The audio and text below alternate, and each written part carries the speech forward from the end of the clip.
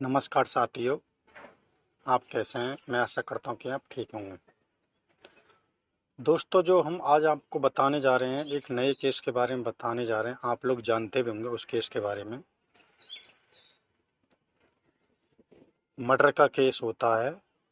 जो कोई व्यक्ति किसी दूसरे व्यक्ति की हत्या कर देता तो मर्डर।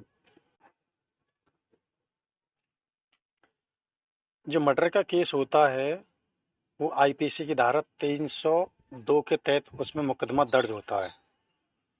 आईपीसी 302 के तहत सजा कितनी होगी?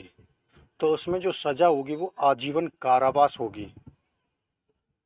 आजीवन कारावास, आर्थिक दंड या मृत्युदंड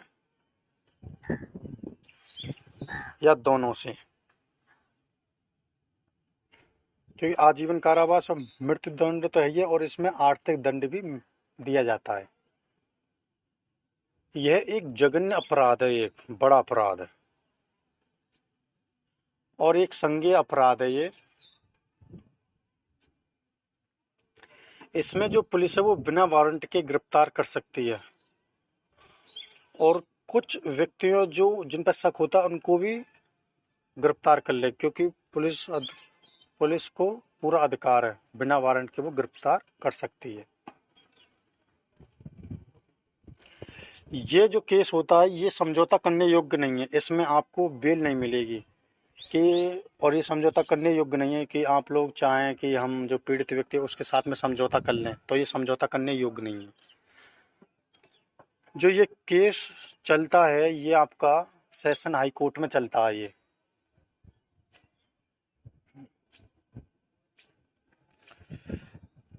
तो हम आपको एक एग्जाम्पल के थ्रू समझाते हैं कि आप लोग इस केस में ना चाहते हुए भी आप इस केस के शिकार बन जाते हैं। कुछ एक एग्जाम्पल के थ्रू बताते हैं हम कि चार मित्र, ये एक फरीदाबाद की घटना की बात है कि चार मित्र और एक ड्राइवर, जो चार मित्र जा रहे थे कहीं अपने टूर पर, ड्राइवर गाड़ी चला रहा था। तो ये कहीं रास्ते में कोई रुकते हैं और कोई पार्टी करने लग जाते हैं, कोई शराब की। जो ड्राइवर था वो एक शुगर का पेशेंट था, और उन चार दोस्तों ने उस ड्राइवर को भी शराब पिला दिया। तो जो शराब पिला दिया तो जो ड्राइवर, तो उस शराब के पीने से उसकी गंभीर हालत होगी और वो एक्सपायर हो गया। और जो चार दोस्त थे उसको वहीं छोड़ के फरार हो गए।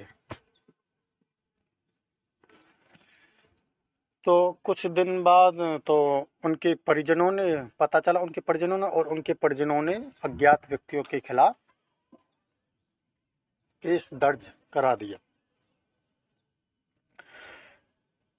लेकिन उन व्यक्तियों ने उसकी हत्या नहीं करी कि गला घीट के या कोई हमलावर हथियार से, ऐसा उन्होंने कुछ नहीं किया। उनका ये इरादा नहीं था कि हम इसको मार देंगे, क्योंकि मर्डर केस में इरादा भी होना चाहिए मारने का। क्योंकि आप लोग जब मारने का इरादा होगे तभी तो मारोगे किसी को। अब आप लोग, उनका वो इरादा नहीं था उसे मारने का, तब भी वो 302 के तहत फंस गए।